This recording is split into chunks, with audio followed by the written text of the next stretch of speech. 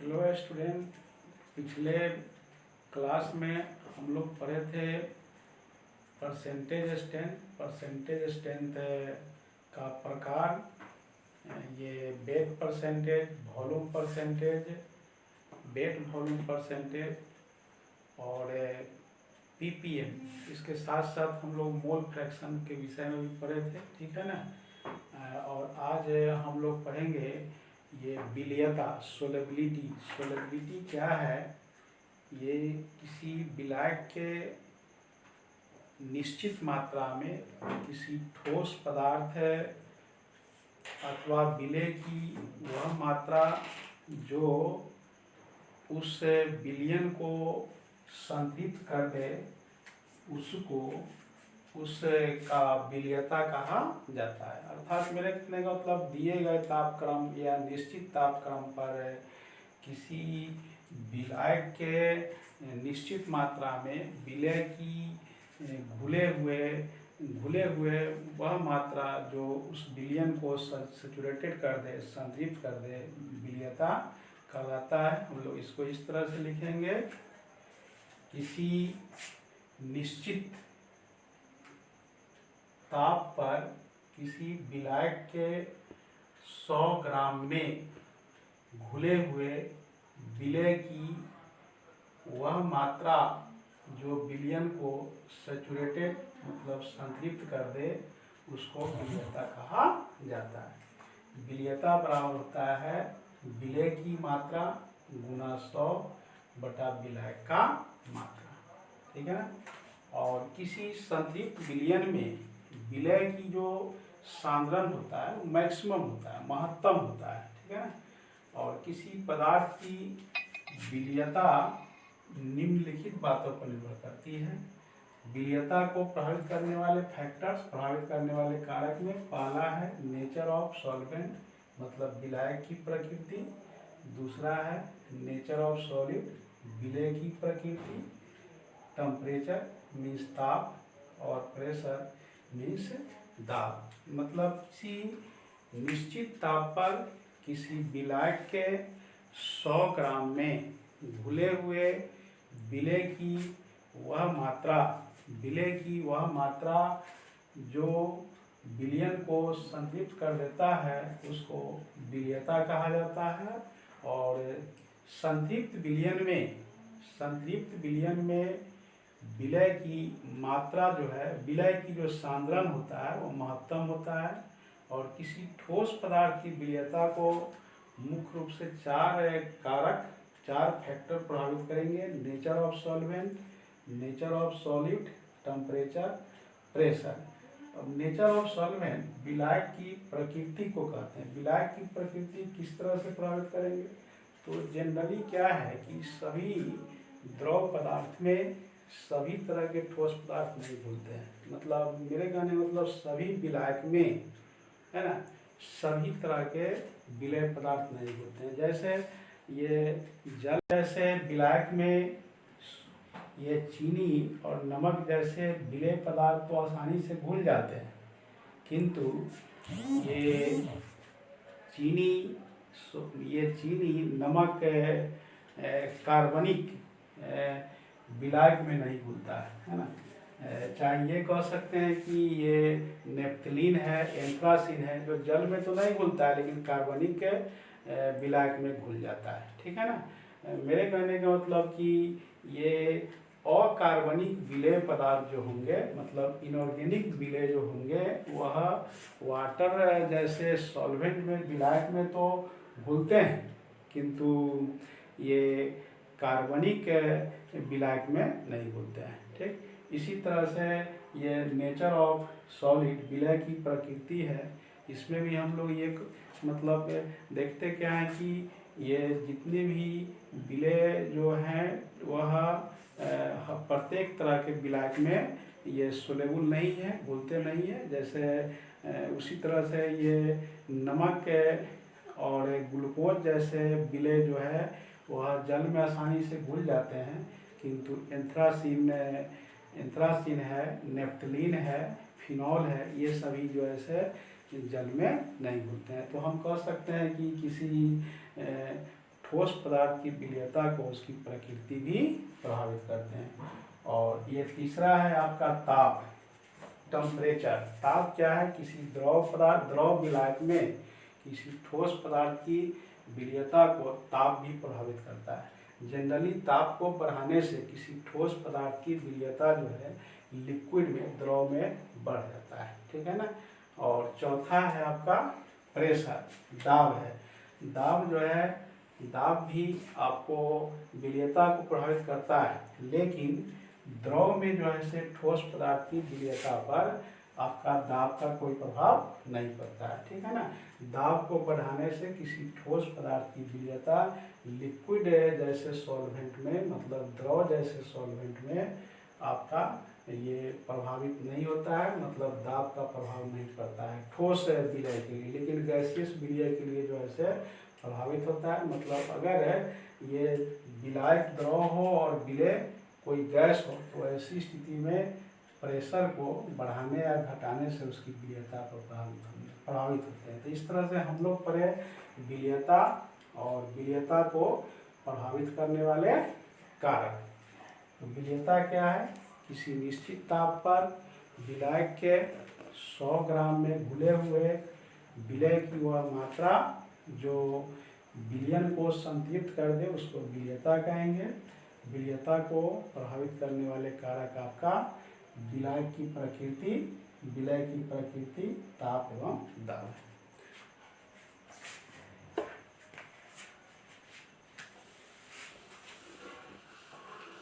अब हम लोग पढ़ेंगे ये हेनरी लॉ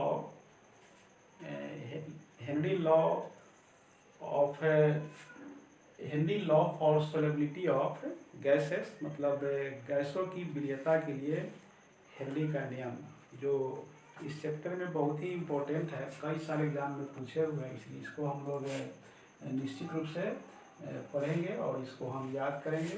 ये टॉपिक एग्जाम में पूछते हैं, ठीक है ना। गैसों की विलयता के लिए हेनरी का नियम। गैसों की विलयता के लिए हेनरी का नियम क्या है? सर्वप्रथम हेनरी नामक वैज्ञानिक ने ये गैसों की विलयता के लिए एक नियम का प्रतिपादन किया था, जिसको हम लोग ये हेनरी के नियम के नाम से जानते हैं।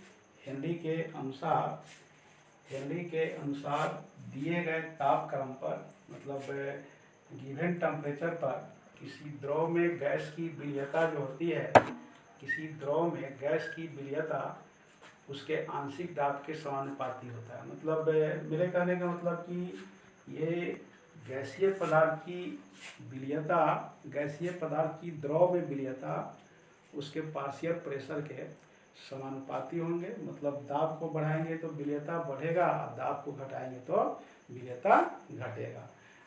अगर ये गैसीय पदार्थ की विलयता को हम मोल प्रभाज के रूप में अगर हम व्यक्त करते हैं तो ऐसी स्थिति में हम कह सकते हैं कि किसी गैसीय विलयन का आंशिक दाब जो होता है उस गैस के मोल प्रभाज के समानुपाती होता है। इसको हम लोग इस तरह से लिखेंगे, हेनरी के अनुसार दिए गए ताप क्रम पर किसी द्रव में गैसीय पदार्थ की विलयता उसके आंशिक दाब के समानुपाती होता है। अर्थात दाब को बढ़ाएंगे तो गैस की विलयता बढ़ेंगे और दाब को या आंशिक दाब को घटाएंगे तो गैस की विलयता घटेगी। यदि विलयन में गैस की विलयता को मोल प्रभाज के रूप में हम व्यक्त करते हैं तो गैसीय विलयन की आंशिक दाब गैस के मोल प्रभाज के समानुपाती होंगे। अर्थात P समानुपाती है x के, हम इसको ये भी लिख सकते हैं P बराबर K इंटू एक्स, जहाँ P पार्शियल प्रेशर मतलब आंशिक दाब है, x मोल फ्रैक्शन मतलब मोल प्रभाज है और K हेनरी कांस्टेंट, हेनरी का नियम। तो इस दोनों में से कोई आप लिख सकते हैं। आपसे अगर कोई पूछेगी गैस की विलयता के लिए हेनरी का नियम क्या है तो आप ये कह सकते हैं कि हेनरी के अनुसार दिए गए ताप क्रम पर किसी गैस की विलयता उसके आंशिक दाब के समानुपाती होता है। अगर ये नहीं लिखेंगे तो सिर्फ आप ये भी कह सकते हैं कि गैसीय विलयन का आंशिक दाब उसके मोल प्रभाज के समानुपाती होता है। दोनों में से कोई एक ही लिख सकते हैं, ठीक है ना। आप सीधे इतना ही लिख दीजिए कि किसी गैसीय विलयन का आंशिक दाब जो होता है उसके मोल प्रभाज के बराबर होता है, मतलब P समानुपाती x है, अर्थात P बराबर kx, जहाँ P आपका आंशिक दाब होंगे, K हेनरी स्थिरांक है और x जो है आपका मोल फ्रैक्शन होगा, ठीक है। और अब हम लोग नेक्स्ट टॉपिक पढ़ेंगे कॉलिगेटिव प्रॉपर्टी, मतलब अनुसंख्य गुण, है ना। इसको असहजात गुण के नाम से भी जानते हैं, कॉलिगेटिव प्रॉपर्टी। कॉलिगेटिव प्रॉपर्टी अनुसंख्य गुण क्या है? किसी विलयन में उपस्थित विलेय पदार्थ की जो प्रॉपर्टीज होते हैं, संख्या होते हैं, उसके टर्म में हम लोग एक्सप्लेन करते हैं। मतलब हम ये कह सकते हैं कि किसी विलयन का वह गुण जो उसमें उपस्थित विलेय की संख्या पर निर्भर करता हो, उसके प्रकृति पर निर्भर नहीं करता हो, उसके नेचर पर निर्भर नहीं करता हो, तो उस विलयन को या उस विलयन में उस पदार्थ की मतलब गुण को हम अनुसंग गुण के नाम से जानते हैं। इसको हम ऐसे लिखेंगे, किसी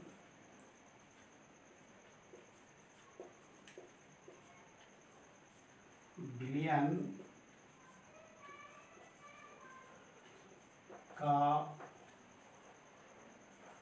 वह गुण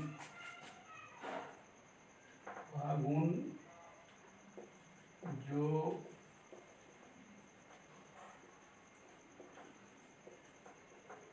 उस विलयन में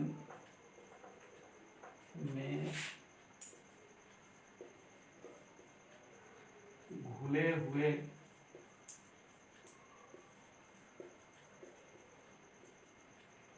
विलेय पदार्थ की प्रकृति पर निर्भर नहीं करके, किसी विलयन का वह गुण जो उस विलयन में घुले हुए विलेय पदार्थ की प्रकृति पर निर्भर नहीं करके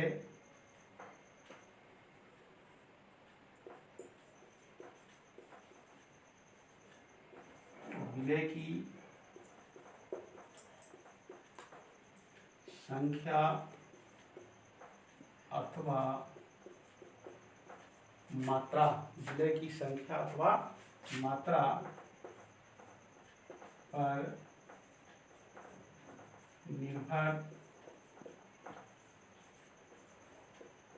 करता है, उसको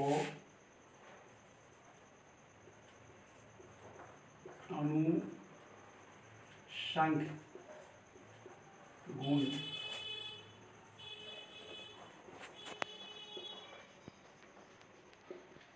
कॉलिगेटिव प्रॉपर्टीज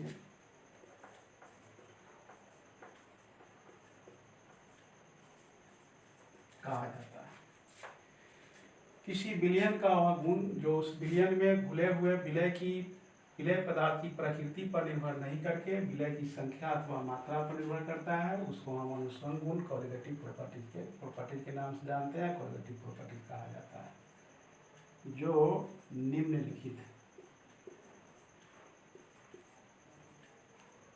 जो निम्न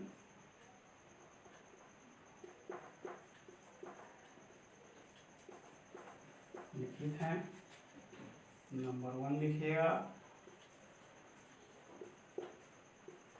ऑस्मोटिक प्रेशर मीन्स परिचारक दाब। दूसरा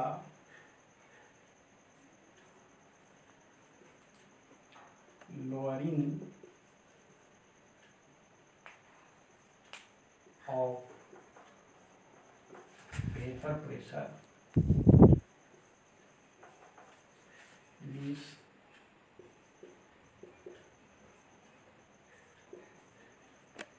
वासुदेव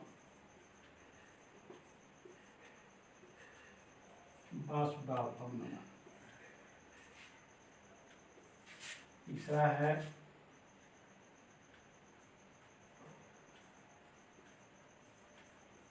एलिवेशन ऑफ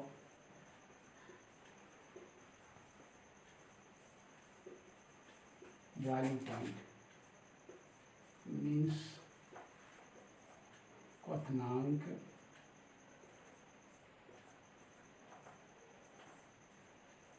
उन्नयन। और नेक्स्ट चौथा है आपका depression of freezing point. Depression of freezing point को हम लोग हिंदी में कहते हैं